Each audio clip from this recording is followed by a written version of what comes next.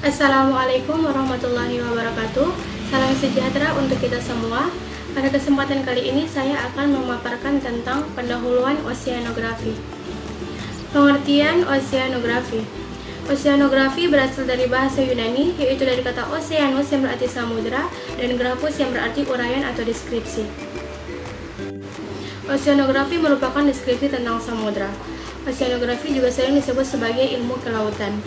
Laut sangat memegang peranan penting bagi kehidupan manusia. Laut sebagai satu kesatuan dengan atmosfer bumi menentukan kondisi iklim dan cuaca. Laut memengaruhi distribusi curah hujan, tingkat kekeringan, banjir, iklim regional, dan perkembangan badai. Manfaat mempelajari oseanografi. Pada masa lampau, ketika belum adanya ilmu pengetahuan yang semaju sekarang ini, banyak hal yang belum terungkap. Hal ini tentu menimbulkan rasa ingin tahu pada diri manusia, terutama para ilmuwan. Dan laut menjadi objek teliti juga. Jadi, oseanografi pun dikembangkan untuk memenuhi rasa ingin tahu tersebut. Manfaat dari oseanografi sendiri adalah untuk memanfaatkan keanekaragaman hayati dan non-hayati yang ada di lautan. Lautan menutupi lebih dari 70% permukaan bumi, menghasilkan sekitar 50% produksi primer global, dan mendukung keanekaragaman hayati terbesar di planet ini. Berbagai jenis ikan dan biota laut bisa dijadikan sebagai sumber pangan. Oseanografi juga berfungsi sebagai pengetahuan untuk memenuhi keberadaan sumber daya tersebut, mengetahui potensinya, cara memperolehnya, dan cara mengelolanya, serta bagaimana cara membudidayakan agar tidak cepat punah. Dalam laut banyak sekali sumber daya yang bisa dimanfaatkan seperti mineral dan bahan galian lainnya, minyak bumi, gas alam, energi panas, arus laut, gelombang, dan pasang surut. Sama seperti dalam pemanfaatan sumber daya hayati laut, oseanografi digunakan sebagai pencari sumber daya non-hayati laut, mengetahui potensi dan karakter sumber daya tersebut. Manfaat yang kedua yaitu untuk menjaga lingkungan, baik menjaga lingkungan dari bencana yang disebabkan oleh alam seperti tsunami, dan juga menjaga lingkungan laut dari kerusakan dan pencemaran lingkungan karena aktivitas manusia itu sendiri. Yang ketiga, memanfaatkan laut sebagai sarana perdagangan dan transportasi. Oseanografi digunakan untuk menentukan jalur-jalur pelayaran, fenomena-fenomena yang terjadi, dan tempat berlabuh yang aman. Pembagian ilmu oseanografi: oseanografi kimia, oseanografi biologi, oseanografi fisika, oseanografi geologi, dan oseanografi meteorologi. Oseanografi kimia mempelajari semua reaksi kimia yang terjadi dan distribusi unsur-unsur kimia di samudra dan di dasar laut. Contohnya adalah proses pengasaman air laut. Oseanografi biologi mempelajari tipe-tipe kehidupan di laut, distribusinya, saling keterkaitannya, dan aspek lingkungan dan kehidupan di laut.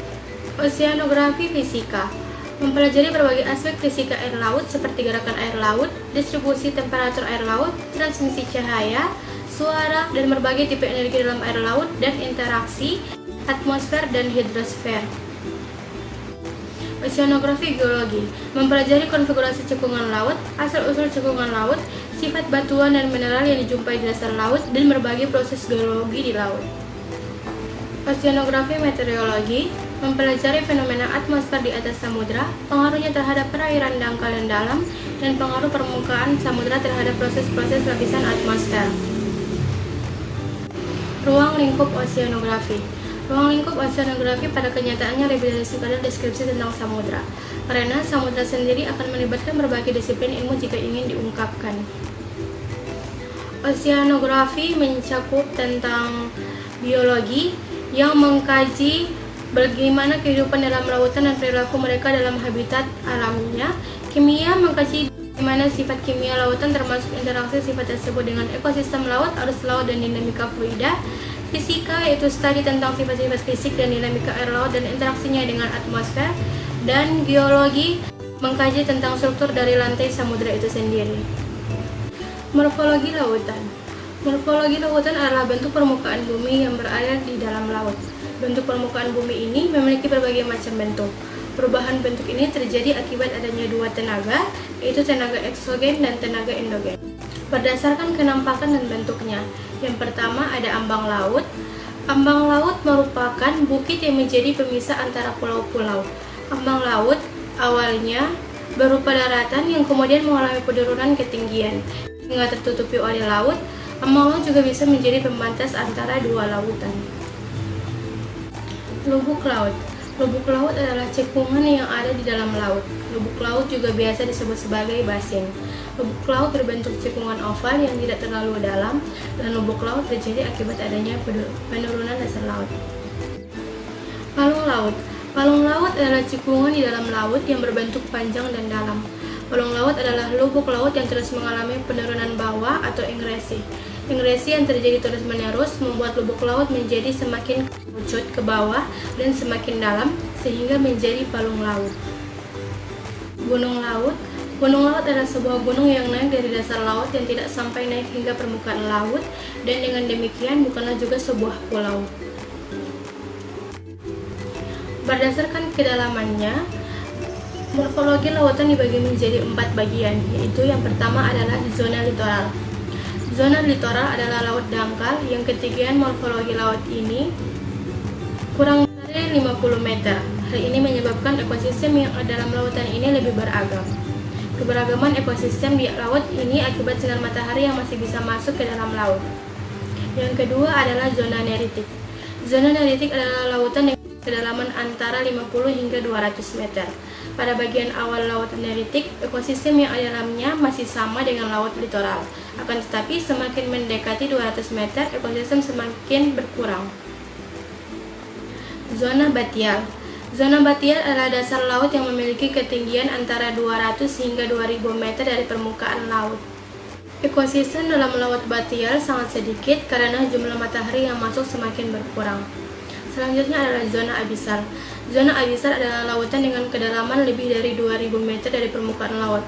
Lautan ini adalah laut dalam dengan jumlah biota laut yang sangat sedikit. Biota laut sangat sedikit karena tidak adanya sinar matahari yang masuk ke lautan ini. Yang terakhir, berdasarkan kemiringannya, morfologi lautan dibagi menjadi beberapa bagian, yaitu diantaranya adalah Continental Shelf atau landasan benua atau paparan benua adalah wilayah laut dangkal sepanjang pantai dengan kelarangan landai dari pantai dengan kedalaman 150 sampai dengan 200 meter dengan kemiringan kira-kira 0,4%. Landasan benua adalah batas benua yang terendam perlahan yang membentang dari dekat pantai ke patahan landas. Continental Slope atau lereng benua merupakan relief dasar laut yang menurun tajam dan juga curam. Lereng benua ini merupakan kelanjutan dari landas benua atau landas kontinen. Lereng benua bisa mempunyai kedalaman hingga mencapai lebih dari 200 meter, menukik sampai sekitar kedalaman 1000 meter. Sementara itu, lebar dari lereng benua atau Continental Slope ini bisa mencapai 1000 km. Continental Rise. Continental Rise adalah dasar laut dengan sudut kemiringan landai sekitar 0,1% dan merupakan bagian batas benua yang sesungguhnya yang langsung berbatasan dengan dasar samudra. Continental Rise memiliki lebar hingga ratusan kilometer dari dasar slope hingga ke daratan abisal. Abyssal Plain atau dataran abisal adalah dataran bawah air pada dasar samudra yang dalam, biasanya berada di kedalaman antara 3000 dan 6000 meter, dan dataran abisal menempati lebih dari 50% di permukaan bumi ini. Oceanic Trench atau palung samudra merupakan cekungan topografi dasar laut dengan lebar relatif sempit, namun dari ujung ke ujung sangat panjang. Pembagian lautan di dunia. Lautan di dunia memiliki 5 samudra, yaitu Samudra Hindia, Pasifik, Atlantik, Arktik, dan Antartika. Yaitu yang pertama adalah Samudra Hindia. Samudra Hindia memiliki luas sekitar 73,3 juta kilometer kuadrat. Nama Samudra Hindia berdasarkan konsepsi Vasco da Gama diambil dari nama Sungai Indus di India. Batas-batasnya adalah pantai Afrika, Asia, dan Australia. Yang kedua ada Samudra Pasifik yang memiliki luas sekitar 165,4 juta kilometer kuadrat. Diberi nama oleh Magellan, yaitu orang pertama yang mengelilingi dunia. Berikutnya adalah Samudra Atlantik yang memiliki luas sekitar 82,2 juta kilometer kuadrat.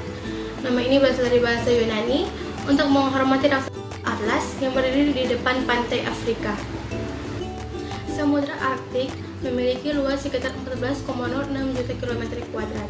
Samudra ini berlokasi di belahan utara bumi dan kebanyakan berada di wilayah Arktik Kutub Utara. Samudra ini merupakan samudra terkecil, terdangkal di antara 5 samudra yang ada di dunia. Yang terakhir adalah Samudra Antartika yang memiliki luas sekitar 20,33 juta kilometer kuadrat, merupakan samudra terbesar keempat dan telah disepakati untuk disebut sebagai samudra oleh Organisasi Geografi Internasional pada tahun 2000.